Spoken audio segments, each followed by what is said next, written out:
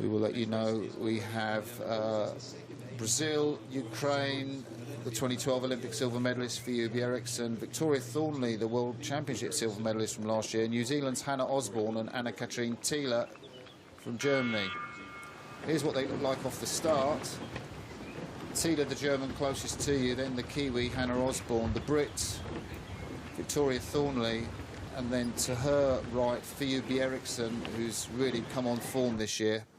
Thiele leading. This must be early on in the race. We haven't got to 500 yet. No, we're through 1,000. We expect to see Thiele get off quickly, but Thiele's taken it on. I can't believe what she had a very seeing, mixed year last year, didn't she, with some awesome performances really early in the year and big 500s and big thousands like this, but wasn't able to quite deliver it when it came through to the World Championships, where she finished 10th. Do you think Thornley's sat there going, where's Thiele? She's got to, you know, she's got to look right over her left shoulder. I mean, you know, she's going to come back into the race. So let's look at these scullers. You've got at the top of your field, you've got Phoebe Eriksson on that silver back in London in 2012. Unlucky in Rio not to make the final, and didn't make last year's final, but she's sculling so well now.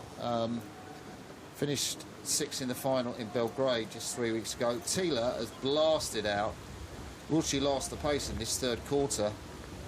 Well, that's what's going to... The question now, really, it's got to be answered by the two taller women in the middle of the course, Victoria Thornley and Phoebe Eriksson. You need to make the levers work for them now and just start moving back. It's interesting when you see sprinting Thiele's arms. You see she's really got the front end of the stroke in her body, in the lats, because her arms are just loose, and you see she's just using that looseness. They look a bit bent, but she's just locking the core on those lat muscles, Greg.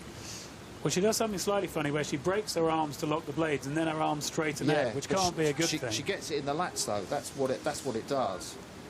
So she's because otherwise she wouldn't be going that fast. Let's see if we can get another picture. I don't think she's going to be able to keep going that fast. That's the problem. Because I think she's using her arms to make the connection, but then her arm is straightening out. So if her arm's straightening out, she's not got pressure on her. Her body's got to be moving. She's not got pressure on them. That's why it works. We'll see.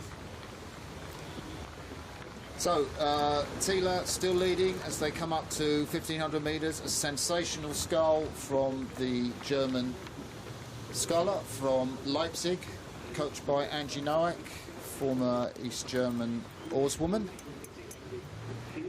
And these three clearly ahead of the New Zealander, back there in fourth place, Hannah Osborne. She was 8th in Sarasota, and making the A final would be a big achievement. She's got an awful lot to do to make it today, as we now have another look at Thiele and those arms that cut in and then seem to straighten out a little bit.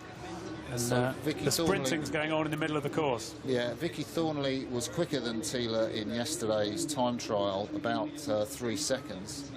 She's got a point to prove, Vicky Thornley. She just missed out on the medals in this event 3 weeks ago in Belgrade. Finished in 5th place behind Thiele then, Lobnik Puspura, who's not here, and Janine Gamillan, who we just saw win the other semi-final. And they're coming in here to hit those red buoys, and all three scullers at 32 strokes a minute. They'll have to make a bit of a choice whether they're going to save a bit of energy for tomorrow or whether they're going to sprint finish to try and get the confidence-boosting win. No one's totally going for it at this stage, I would say. Oh, this is what you call cat and mouse. Do you think Phoebe Eriksson's going to have a go?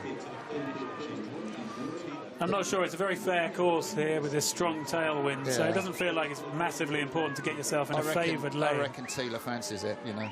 I reckon she fancies that win. I think Thornley fancies it more, and I think he's going to take it. You think so?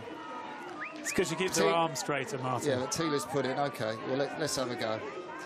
The great Catherine Boron used to have that bent arm, which really helped her get that lat engaged. And no, I'm not saying it's the worst thing, no.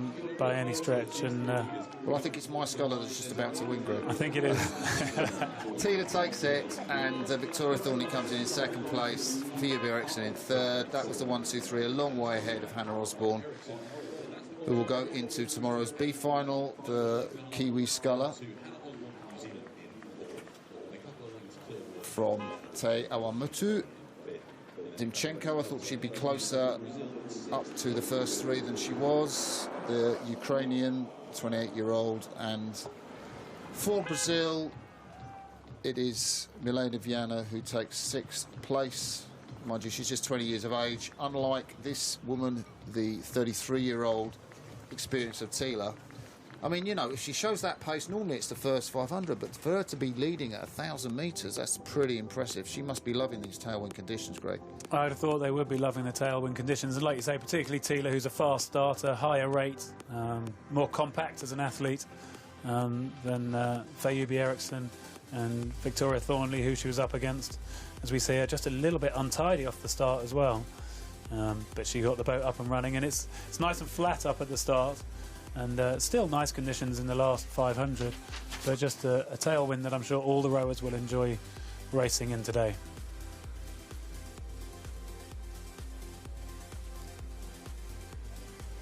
So this is going to be exciting. We've seen the women in their 2 semi-finals. Now it's the men's turn,